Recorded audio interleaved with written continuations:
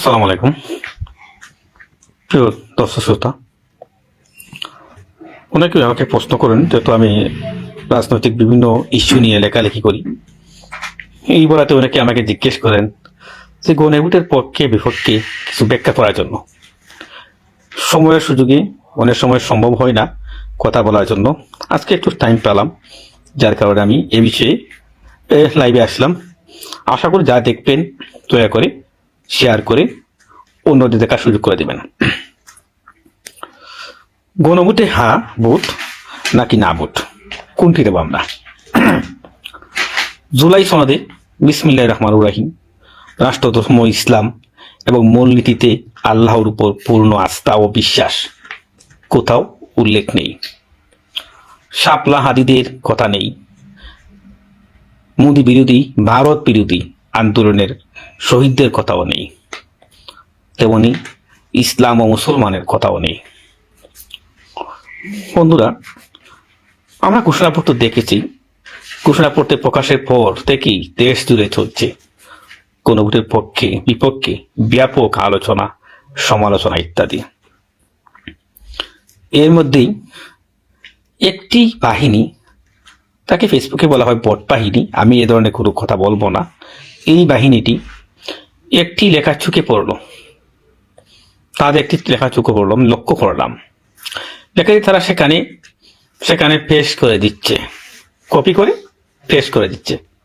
কখনো ইনবক্সে, কখনো কমেন্ট বক্সে দেয়, কখনো আবার স্বতন্ত্র পোস্ট হিসেবেও তারা এটি পেস্ট করে। অপব্যাখ্যা আর মিথ্যার ঝুরি যেন তাদের একমাত্র সম্বল। আসলে যদি আপনি দেখুন একটা পক্ষ নেন, তার পক্ষে কিছু ব্যাখ্যা দিতে হয়, তাদের মধ্যে এই ধরনের কোনো ব্যাখ্যা আমি পাইনি। একটি মাত্র পোস্টে কি পরিমাণ মিথ্যা অপব্যাখ্যার আশ্রয় নেওয়া হয়েছে তা প্রমাণ সহ আমি এই ছোট্ট ভিডিওর মাধ্যমে তুলে ধরলাম।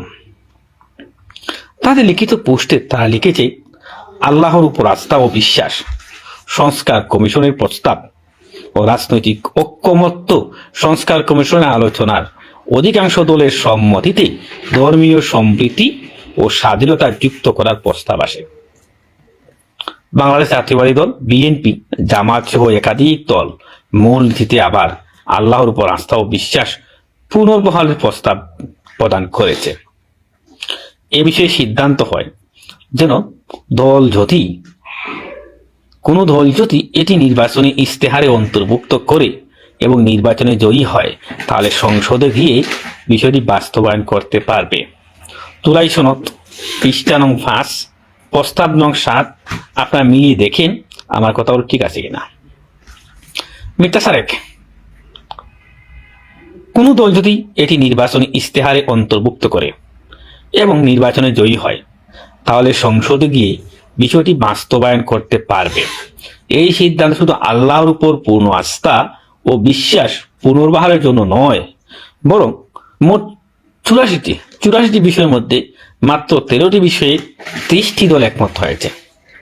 কোথায় 84 আর কোথায় 13? বাকি 71 গেল কোথায়? বাকি 71 বিষয়ে ঐকমত্য হয়নি। ওই 71টি বিষয়ে সিদ্ধান্ত হয়েছে নির্বাচিত সরকার চাইলে জনগণের ম্যান্ডেট নিয়ে পরিবর্তন করতে পারবে। অথচ এই কুচক্র বাহিনী প্রচার করছে পরবর্তীতে জনগণের ম্যান্ডেট নিয়ে ব্যবস্থা নেওয়ার সুযোগ নাকি শুধু আল্লাহর উপর পূর্ণ আস্থা বিশ্বাস পুনর্বহালের ক্ষেত্রেই দেওয়া হয়েছে। এই দ্বিচারিতার শেষ কোথায় বন্ধুরা? আপনারা বলেন, এই দ্বিচারিতার শেষটা কোথায় থামিয়েছে? আসুন, মিথ্যাচার 2। উল্লেখিত সনদে তো আল্লাহর উপর পূর্ণ আস্থা বিশ্বাস কথাটি কোথাও নেই। তাহলে এই বিষয়ে সিদ্ধান্ত হলো কিভাবে? সেটা আগে কেন প্রকাশ করা হলো না? কেন জাতিকে জানানো হলো না? গোলাপি পানি আওয়ার পর কেন জাতির সামনে আনা হলো? এটাও তো একরকম ধোঁকাবাজি বলা যায়। মিথ্যাচার নং 3, যেখানে দেশের সবচেয়ে বড় দুটি রাজনৈতিক দল বিএনপি, জামাত এবং আরো একাধিক রাজনৈতিক দল মূলনীতিতে আল্লাহর উপর পূর্ণ আস্থা বিশ্বাস রাখার প্রস্তাব দিয়েছে, তবু তথাকথিত কমিশন কেন তা মূল নীতিতে রাখলো না, এটা আমার বুঝে আসে না। কমিশন কি ম্যান্ডেট বিচার করেছে দলের সংখ্যায় নাকি দলের কর্মীর সংখ্যায়? লীগ বাদ দিলাম, আওয়ামী লীগ বাদ দিয়ে দেশের মোট জনসংখ্যার অর্ধেকের বেশি তো বিএনপি জামাতের সমর্থক, তবুও কেন তাদের প্রস্তাব গ্রহণ করা হলো না?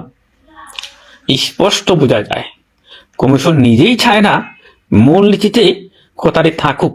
সুতরাং ইনিয়ে বিনিয়ে হা ভোটের পক্ষে ক্যাম্পেইন করাও একরকম রাজনৈতিক ধোঁকাবাজি ও মিথ্যাচার বলা যায়। মিথ্যাচার নং 4 বলা হচ্ছে নির্বাচিত সরকার চাইলে এ কথাটি পুনর্বহাল করবে। এটাও একটা ধোঁকাবাজি বলা যায়, কারণ নির্বাচিত সরকার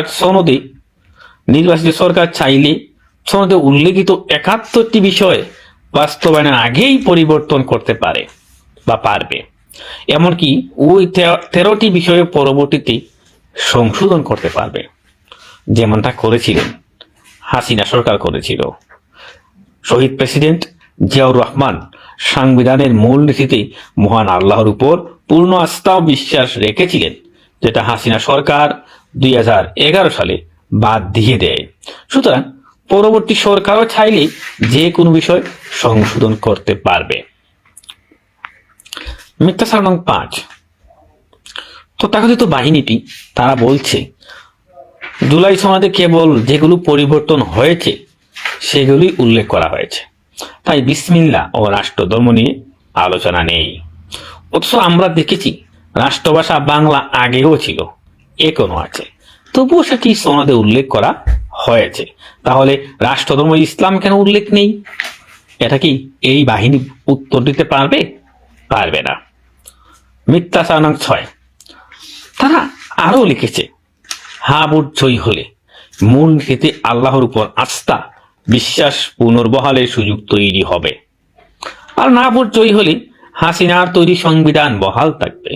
উক্ত কথাটি পুনর্বহালের সুযোগ থাকবে না।